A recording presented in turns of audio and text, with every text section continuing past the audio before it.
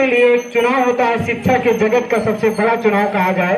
तो ये चुनाव जो है 7 जिलों से होता है और 7 जिलों में जो ग्रेजुएट पढ़ा लिखा युवा है वो अपना वोट बनवा के एक एमएलसी सदस्य विधान परिषद में शिक्षा जगत से जाता है। तो उसी शिक्षा के लिए, उसी शिक्षा की क्रांति के लिए दोस्तों, आपका अपना भाई डॉक्टर आशीष कुमार आर्य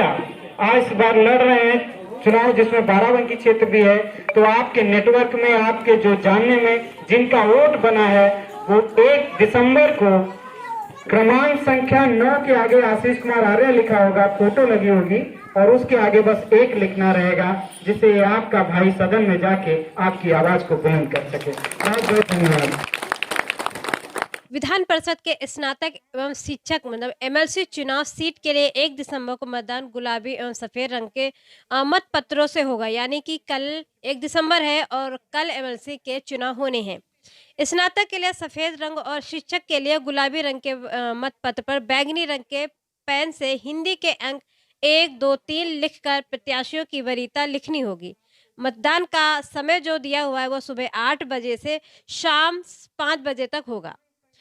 सबसे बड़ी खबर कि लखनऊ खंड स्नातक निर्वाचन क्षेत्र से जो उम्मीदवार आशीष आर्य जी शिक्षा को बेहतर बनाने के लिए सभी मुद्दों को लेकर इस चुनाव में उतरे हुए हैं। इसके लिए उन्होंने एक घोषणा पत्र भी जारी किया है। आशीष आर्य ने एक स्लोगन भी दिया हुआ है कि लड़ो पढ़ाई के लिए, पढ़ो समाज बदलने के लिए, बदलाव के लिए चाहिए युवा सोच, युवा जोश, युवा नेतृत्व।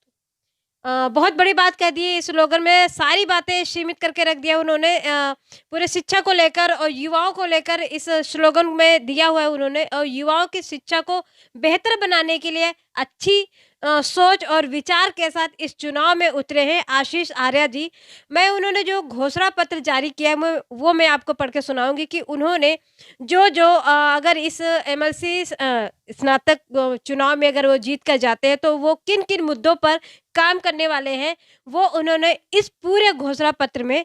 लिखा हुआ है। तो मैं जो घोषणा पत्र जारी किया है वो पढ़ के सुनाती हूँ। कुछ पॉइंट्स हैं।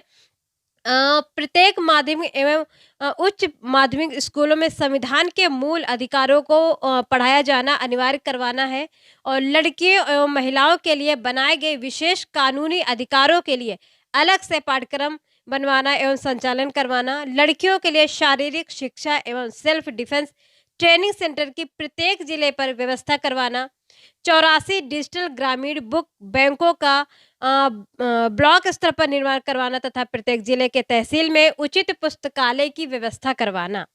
सभी लड़कियों के लिए विश्वविद्यालय स्तर की निःशुल्क शिक्षा की व्यवस्था करवाना, प्राइवेट स्कूलों में शिक्षा का अधिकार के तहत 25% बीपीएल वर्ग के लिए निर्धारित सीटों का आवंटन करवाना, स्नातक तक की सभी राज्य स्तरीय प्रतियोगी परीक्षाओं के लिए निःशुल्क आवेदन एवं लड़कियों को यात्रा भत्ता दिलवाना,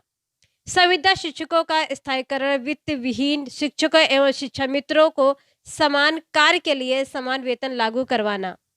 नंबर 8 है कि बेरोजगार युवाओं को उचित बेरोजगारी भत्ता दिलवाना तथा युवाओं के शिक्षा के अनुरूप उन्हें रोजगार के लिए उचित व्यवस्था करवाना और सेवानिवृत्त शिक्षकों के लिए पुरानी पेंशन बहाल करवाना तथा शिक्षा के क्षेत्र में नए आयामों का शोध करवाना।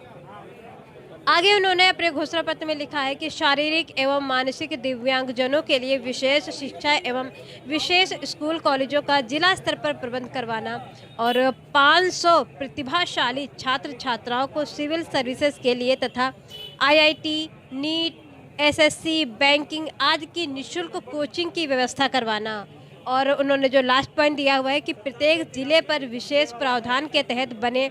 बॉयज़ या गर्ल्स हॉस्टलों का पुनः निर्माण एवं नवीनीकरण करवाना, ये उन्होंने घोषणा पत्र में अपने जारी किया हुआ है। और ये सारे वादे उन्होंने किए हैं जो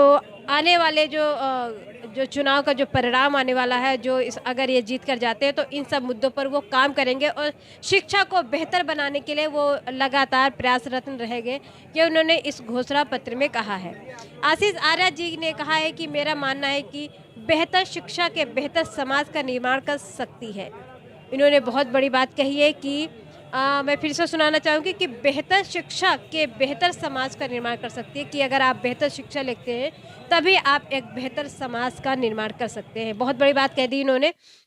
इन्होंने कहा है कि इसीलिए मेरी पहली प्राथमिकता शिक्षा के क्षेत्र में नए आयामों की खोज के साथ उन्हें भूमि पर लागू करवाना तथा अन्य शिक्षा संबंधी समस्याओं को खत्म करने की प्राथमिकता के साथ युवाओं में एक बेहतर वैज्ञानिक सोच तथा उन्हें उज्जवल भविष्य एवं रोजगार दिलवाने के साथ राष्ट्र के निर्माण में अहम योगदान देना है।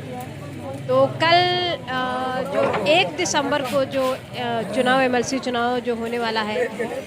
इसके लिए आशीष आर्या जी को और जो भी उम्मीदवार खड़े हैं इस एमएलसी स्नातक में, सभी को सम्यक टीवी 24 की तरफ से हार्दिक शुभकामनाएं, हार्दिक बधाई। आप लोग विजयी हो और आगे बढ़े और जो वादे आशीष आर्या जी ने अपने शिक्षा के लिए किया है वो आप इस शिक्षा के क्षेत्र में आए और आगे बढ़ाएं, ऐसी उम्मीद करते हैं सभी छात्र और जितने भी इस आपको जो भी सपोर्ट कर रहे हैं, जो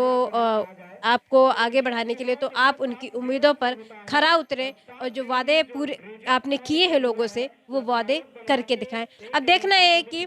आखिर